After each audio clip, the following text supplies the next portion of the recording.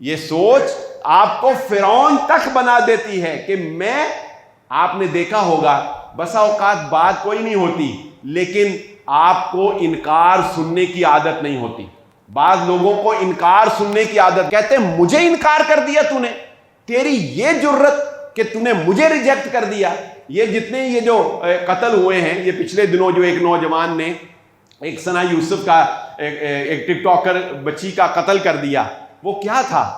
یہ ایک سوچ ہے، اگر میرا نہیں ہو سکا تو میں تجھے کسی کا بھی نہیں ہونے دوں گا.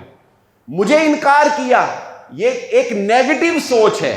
اب آپ سوچیں کہ یہ کتنی خطرناک سوچ ہے جو نوجوانوں کے اندر فلموں اور ڈراموں کے ذریعے سے بچپن سے انجیکٹ کی جا رہی ہوتی ہے.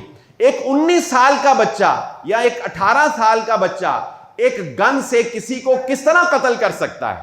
اس لیے کہ اس نے بچپن سے یا تو اپنے ماں باپ سے یا فلمی کلچر سے یہ سیکھا تھا کہ فلموں میں جو ہیرو یا ویلن جو ہے وہ کہتا ہے کہ اگر میرا نہیں ہوا تو پھر کسی کا بھی نہیں ہوگا. یہ سوچ ایسی تھی جس نے نوجوان سے قتل تک کروا دیا.